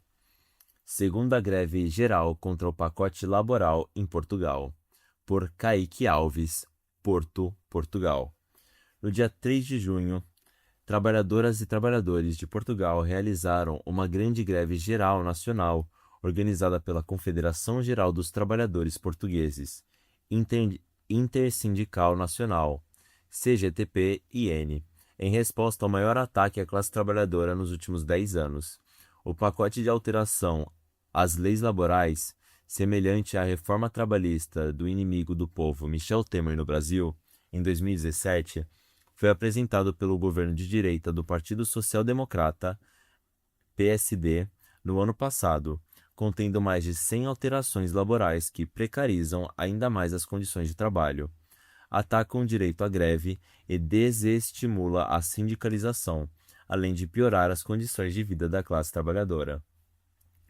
A primeira greve geral depois do anúncio do pacote laboral aconteceu no dia 11 de dezembro de 2025 e mobilizou em média 3 milhões de trabalhadores.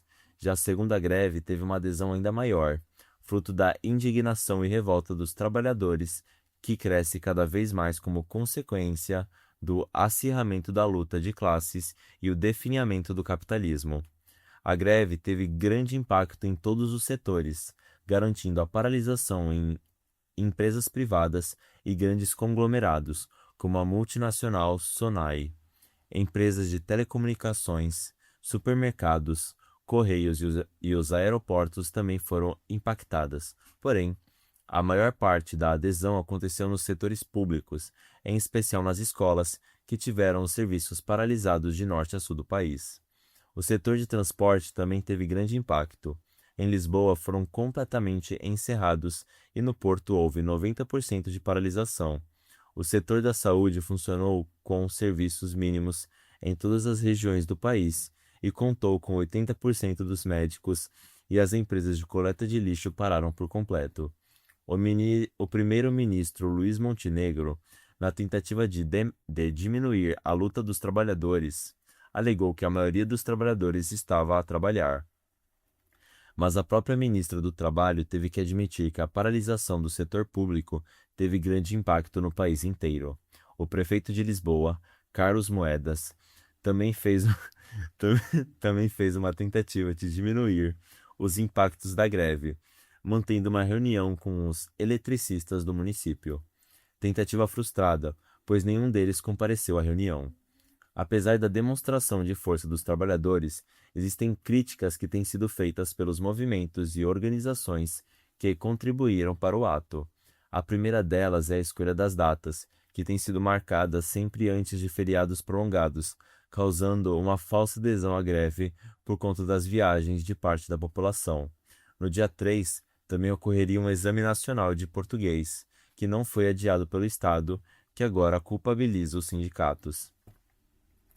A militância da Unidade Popular, UP, esteve presente nas manifestações que aconteceram em Lisboa, Porto, Braga, Coimbra e Vila Real, fazendo um trabalho sistemático de agitação e denúncia dos impactos nas condições de vida dos trabalhadores. Conversamos com os trabalhadores e denunciamos o pacote laboral, apontando para a necessidade de construirmos cada vez mais greves gerais para derrubar esse pacote e transformar a luta econômica numa luta política pela construção de uma sociedade socialista, pensada pelos trabalhadores e para os trabalhadores com a necessidade de superar o capitalismo. Continuaremos nas ruas pela derrubada dos retrocessos, as novas leis de nacionalidade, as leis contra a comunidade LGBTI+, a reforma trabalhista, a precarização das instituições públicas e o avanço das guerras imperialistas. Nosso compromisso sempre será com a classe trabalhadora e a construção do socialismo. Paz no Oriente Médio só será alcançada com a derrota do imperialismo. Por Felipe Annunziata, redação. A guerra do Oriente Médio não acabou. Ao contrário do que dizem a grande mídia burguesa e os índices das bolsas de valores, o novo acordo de cessar-fogo entre o Irã e os Estados Unidos não garante o fim do conflito em curso naquela região do mundo. No acordo está prevista a reabertura do Estreito de Hormuz e o fim do bloqueio estadunidense ao Irã, bem como o fim das hostilidades em todos os frontes. No entanto, no Líbano, Israel continua com um plano de massacre e limpeza étnica em curso e já afirmou que não reconhece os termos do acordo. A situação do povo libanês piorou ainda mais depois do primeiro cessar-fogo em abril.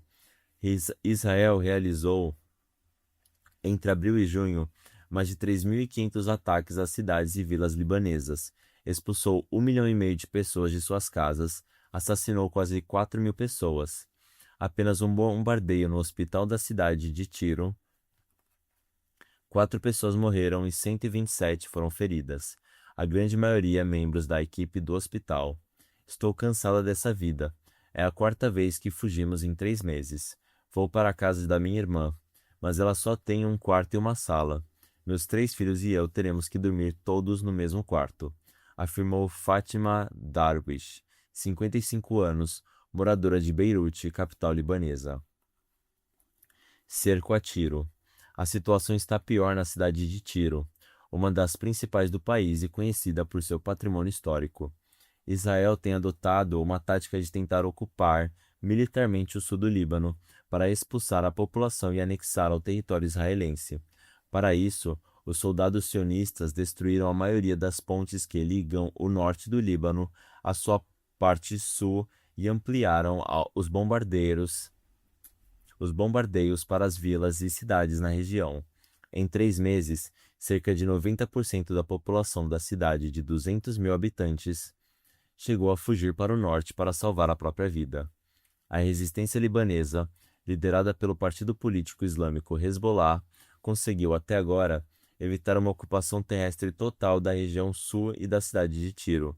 No entanto, a resposta israelense é tentar estabelecer um cerco total à cidade, da mesma forma que faz hoje com a faixa de Gaza. Mesmo com isso, os cerca de 16 mil habitantes que ficaram na cidade permanecem determinados a não abandonar a própria terra. Estou muito ligado à minha terra e, se eu for, quem vai ficar aqui? Afirmou Ali. Não vamos evacuar, pelo contrário, vamos ficar. Essa também foi a posição de Nasser Farhan, cirurgião de um hospital da cidade. No último dia 9 de junho, a situação se agravou com mais uma ordem de evacuação feita por Israel. Esse método é a forma que os sionistas encontraram para anunciar a limpeza étnica do Líbano, tentando disfarçar seus crimes contra a humanidade. Conquistar a paz. A situação no Líbano mostra mais uma vez que qualquer acordo de cessar-fogo anunciado será sempre frágil ou mesmo uma mentira. A realidade é que enquanto o imperialismo não for derrotado, não será possível uma paz duradoura no Oriente Médio. Para os imperialistas e seus capachos sionistas, o Líbano é importante por conta das suas grandes reservas de gás natural e o Irã é fundamental por conta das enormes reservas de petróleo.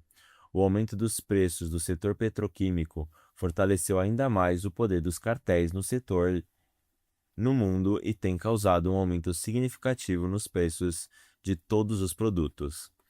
Em outra frente, as empresas do setor militar ampliam seus lucros. No primeiro trimestre de 2026, os principais monopólios de armas do setor aeroespacial de Israel e Estados Unidos, Lockheed Martin, GE Aerospace, Elbit Systems e a indústria aeroespacial de Israel faturaram em torno de 10% a mais do que no ano passado. Para piorar, o Líbano, assim como outros países da região, sofre com a forte intervenção imperialista na sua política interna. O país foi colonizado pela França até 43 e, desde então, sofre com interferências do imperialismo europeu em eleições e até nas forças armadas. Os libaneses foram proibidos pelas grandes potências de ter qualquer exército que pudesse se contrapor às invasões de Israel. É nesse cenário de que grupos políticos religiosos ou de esquerda buscaram construir resistências armadas para impedir a destruição do país. Desde a década de 1980, a resistência libanesa é o que tem impedido o exército sionista de anexar o país.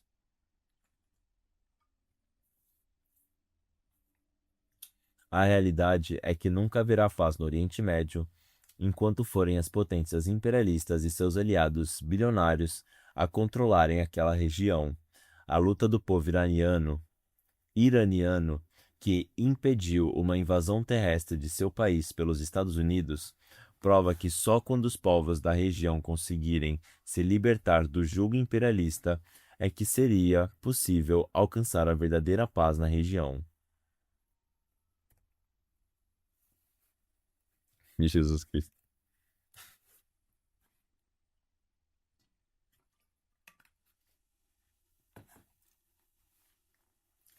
Seção Mundo. Copa da FIFA é marcada por discriminação e autoritarismo. Por Fernando Santos e Cadu Machado, São Paulo. A 23ª Copa do Mundo de Futebol Masculino da FIFA, sediada pela primeira vez em 3 países, Estados Unidos, México e Canadá, teve início no último dia 11 de junho com o maior número de participantes da história, 48 seleções no total. Ao mesmo tempo, o torneio ocorre em meio a violações dos direitos dos atletas, árbitros, delegações, torcedores e jornalistas, além de preços abusivos dos ingressos, o que torna o acesso aos estádios quase impossível ao povo trabalhador. Os Estados Unidos, governado pelo ditador Donald Trump com total aval do presidente da FIFA, Gianni Infantino, tem submetido delegações e torcedores a constrangimentos e restrições que reproduzem os conflitos internacionais do país imperialista. O exemplo mais evidente é o caso do Irã.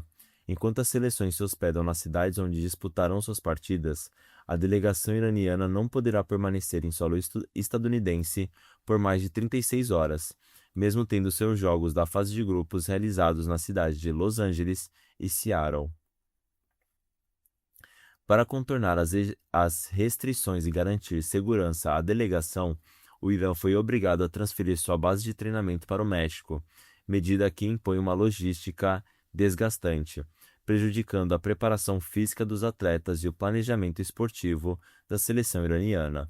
A decisão ocorre em meio à guerra de rapina dos Estados Unidos e Israel contra a soberania do povo iraniano. O embaixador do Irã no México, Abolfaz Passandideh, afirmou que, apesar das restrições impostas, o Irã pretende utilizar sua participação na Copa do Mundo para demonstrar seu compromisso com a paz e denunciar as agressões contra sua soberania. Outros episódios semelhantes ocorreram ao longo da preparação para o torneio. Um dos melhores árbitros do mundo, o somali Omar Abdulkadir, teve sua entrada negada nos States e não poderá atuar nos jogos de competição para os quais estava designado. Após o episódio, O árbitro foi recebido como herói na Somália e recebeu do Cana- Canadá um convite para apitar partidas disputadas em território canadense durante a Copa. A FIFA, porém, respaldou a decisão dos Estados Unidos ao afirmar que não se envolve nos processos de imigração dos países sede. Os casos de restrições contra representantes de países considerados adversários dos Estados Unidos vêm se acumulando. Senegal, Iraque, Camarões e outras nações também relataram dificuldades e constrangimentos relacionados à participação no torneio.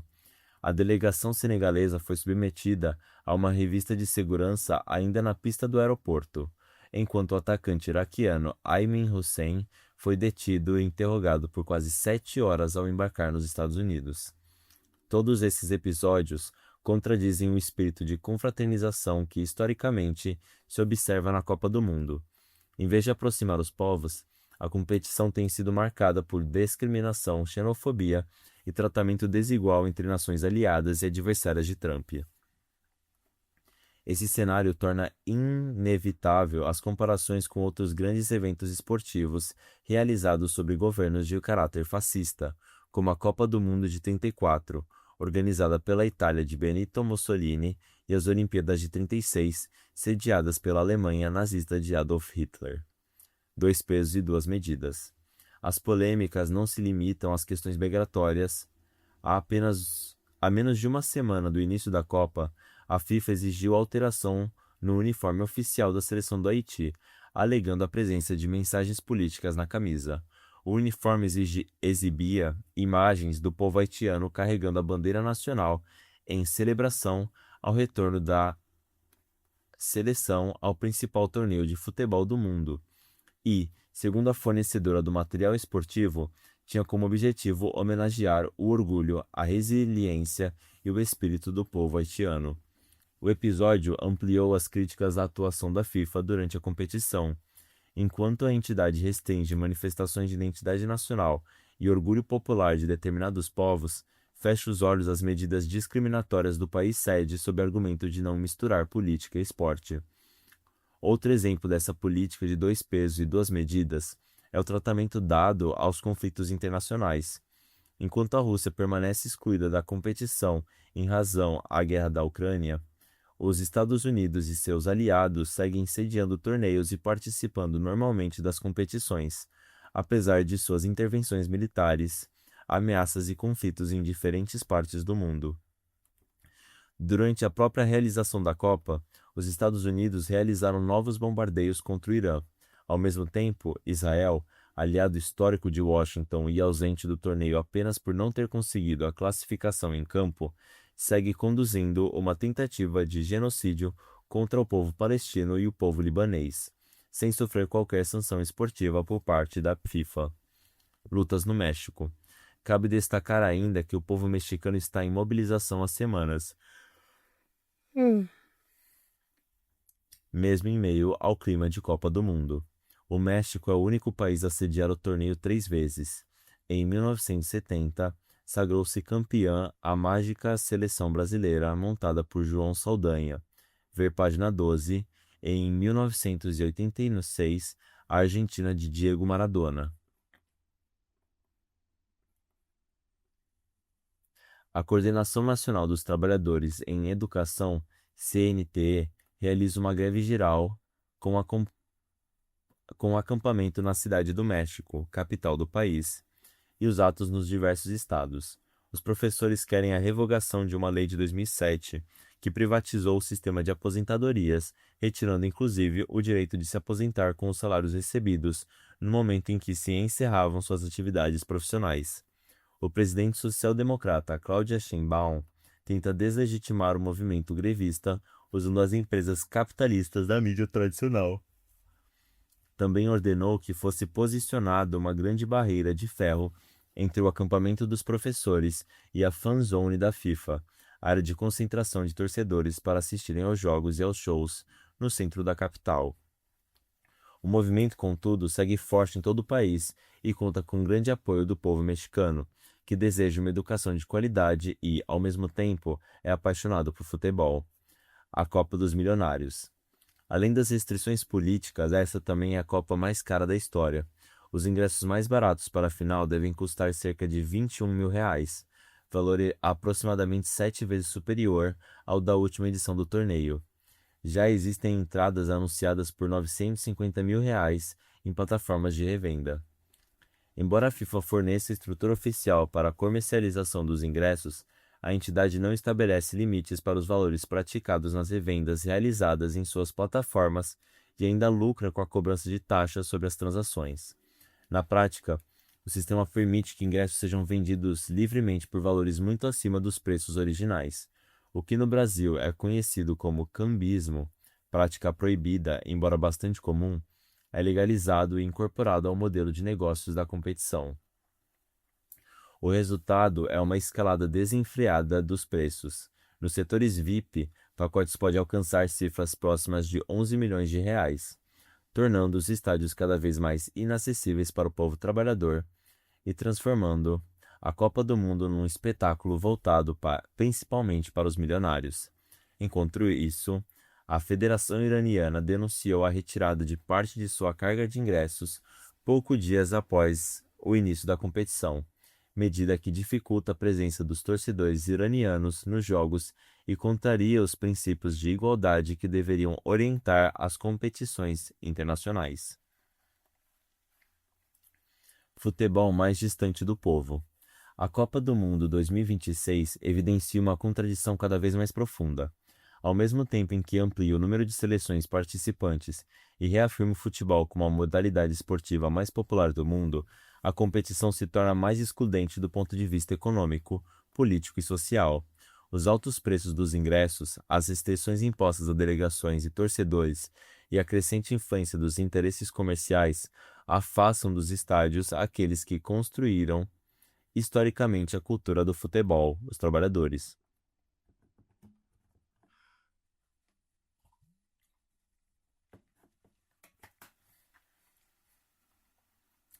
Mas nem sempre foi assim. Ao longo do século XX, diferentes experiências buscaram aproximar o esporte do povo. Os campeonatos organizados na União Soviética, por exemplo, contaram com grande participação popular por meio de equipes ligadas a sindicatos, cooperativas, fábricas, ferrovias e instituições públicas. Ao mesmo tempo, o futebol soviético alcançou destaque internacional com a seleção conquistando a Eurocopa em 1960, a medalha de ouro olímpica sobre o Brasil e 3 vice-campeonatos europeus. Enquanto seus clubes venceram a Recopa Europeia em 2 ocasiões, competição que reunia os campeões das Copas Nacionais do continente e figurava entre os torneios mais importantes da Europa. A crescente elitização do futebol demonstra que o acesso ao esporte não é uma questão técnica ou financeira, mas uma escolha política. Se as arquibancadas são transformadas em espaços para milionários, isso não significa que essa realidade seja inevitável. O futebol pode e deve voltar a ser popular. O futebol é do povo. As arquibancadas são nossas.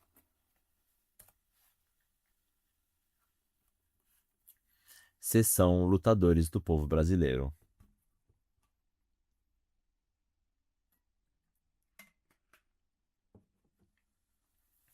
João Saldanha, o comunista que comandou a seleção brasileira de futebol. Por José Levino, historiador. Há décadas, o futebol, esporte tão amado pelo povo, foi transformado em mercadoria. Nesse momento em que vemos a Copa do Mundo ser disputada na América do Norte, o ditador estadunidense Donald Trump manda e desmanda na FIFA, que deveria ser a organizadora da competição. Ver página 11. Portanto, nada mais oportuno do que resgatar o nome de um cidadão consciente, engajado, militante, amante do futebol e profissional bem-sucedido como técnico e comentarista esportivo. É preciso que a juventude conheça e se mire no exemplo de João Saldanha. João Alves Jobim Saldanha já nasceu lutando. No dia 3 de julho de 1917, ano abençoado, em que os bolcheviques tomavam o poder na Rússia, instalando o primeiro governo proletário da história, que construiria uma grande experiência de socialismo? Não quero dizer que o menino já nasceu comunista. É que o casal que o gerou, Gaspar Saldanha e Gene Jobim Saldanha, estava refugiado no Uruguai por conta de sua participação no enfrentamento dos Maragatos contra Chinangos, no Rio Grande do Sul. Voltou pouco depois às terras gaúchas e, aos 6 anos de idade, ajudava os irmãos mais velhos, Aristides e Maria, a carregar armas e munições por baixo das roupas. Maragatos versus Chimangos. Um breve intervalo para compreendermos melhor essa luta. Começou em 1893, com os Maragatos defendendo uma federação com maior autonomia para os estados, considerando que o governo central exercia um controle quase absoluto, negando, na prática, a República Federativa proclamada em 1889. O apelido tem origem no fato de que os líderes da Revolução Federalista estiveram exilados no Uruguai, numa região chamada Maragateria. Defendendo o governo central estavam os pica-paus, assim denominados por conta de um chapéu branco que deixava suas cabeças parecidas com as do pássaro. O conflito terminou em 1895, com a derrota dos Maragatos, mas estes não desapareceram. Retomaram o combate em 1923 contra o governo de Borges de Medeiros. Este era acusado de fraude eleitoral, corrupção e repressão, agindo como verdadeiro ditador. A luta durou 11 meses, terminando em dezembro com uma negociação intermediada pelo governo federal. Borges permaneceu no governo, mas foram abolidas a reeleição e a indicação de intendentes, prefeitos. Os defensores do governo dos estados foram denominados chimangos, uma ave de rapina parecida com o carcará. Futebol e militância. A família mudou-se para o Paraná, onde morou em várias cidades do interior, fixando-se finalmente em Curitiba, a 2 quarteirões do Atlético Paranaense. O gosto por futebol começou ali, jogando com os meninos da vizinhança e assistindo aos treinos atleticanos. Uma curiosidade, no curso primário, teve como colega de escola um garoto que se tornaria personagem marcante na história do Brasil, Jânio Quadros. Nova mudança, agora para o Rio de Janeiro, em 1931. João Saldanha tinha 14 anos. Aos 18, conseguiu mudar seu registro de nascimento, oficializando-se como natural de Alegrete, RS, onde a família vivia antes de deixar os Pampas. No Rio, continuou seus estudos, cursou a Faculdade de Direito, ingressou no PCB, então denominado Partido Comunista do Brasil, e jogou profissionalmente pelo Botafogo, pouco depois, parando após fraturar uma perna. O cronista Rubem Braga assim o descrevia: um cara que não perdeu aquele topete gaúcho e incorporou muito da malícia carioca. E Nelson Rodrigues, escritor e teatrólogo, deu-lhe uma alcunha, João Sem Medo. Na fase mais dedicada à militância política do PCB, João Saldanha foi assistente político do grupo que conduziu a guerrilha camponesa do Porecatu, no Paraná, 1947 a 51. Ele era o professor Siqueira, lembra Janete Gouveia, que o conheceu na época e escreveu sobre esta revolta para o jornal A Verdade, número 67. Com larga experiência na redação dos jornais Boletins Clandestinos do PCB, Saldanha entrou como comentarista esportivo na Rádio Nacional, tendo se tornado muito popular e festejado pelo modo enfático e simples de comentar e pela criação de frases marcantes. Em 1957, o Botafogo o convidou para técnico. Ele não tinha experiência, mas o clube ganhou o campeonato estadual, mais um êxito profissional. Na Copa do Mundo de 66, o Brasil teve um fraco desempenho. A imprensa, o povo todo, criticava. Era geral descrédito para a Copa de 70. João Saldanha também criticava, mas de forma construtiva dava sugestões. A direção da Confederação Brasileira de Desportos, CBD, pensou uma cartada. Ele era super respeitado como comentarista, tinha levado o Botafogo à vitória como técnico, então que venha comandar a seleção brasileira. João sem medo aceitou o desafio e disse: só vou convocar feras. Por isso a imprensa batizou a seleção como as Feras do Saldanha. E eram mesmo Pelé, Tostão, Gerson, Rivelino, Carlos Alberto Torres, Jairzinho. Tive a sorte de contar com um celeiro de craques. Lamentei não convocar, por exemplo, Ademir da Guia, grande jogador do Palmeiras. Na seleção mando eu. O Brasil vivia sob ditadura militar. Quando Saldanha foi convocado, o ditador de plantão era o general Arthur da Costa e Silva, que mantinha uma fachada democrática. Mas 1968 foi ano de grandes mobilizações de massa, especialmente do movimento estudantil, e, em dezembro, veio o AI-5, o golpe dentro do golpe. A dita, que alguns consideravam branda, endurece de vez. Uma polêmica, aliás, inócua, porque, como bem definiu o poeta, dita é sempre dita, tanto faz dita mole ou ditadura, tanto faz. Pois, cala a voz, mata a canção, joga o direito no chão. Em agosto de 1969, Costa e Silva, considerado da ala moderada das Forças Armadas, adoece. Assume uma junta militar e, a seguir, é nomeado para a chefia da ditadura o general Emílio Médici. Este não simpatizava com um comunista dirigindo a seleção, especialmente quando convocou a CBD para uma reunião, e João Saldanha não compareceu. Ele justificou: eu não teria prazer em apertar a mão de um homem que tinha matado vários amigos meus. Não sei se foi ele quem mandou ou deixou. O caso é que, coincidentemente, 300 e tantos morreram naquele governo, o mais assassino da história do Brasil. As eliminatórias foram um sucesso, mas, uma semana antes da Copa de 1970, João Saldanha é demitido.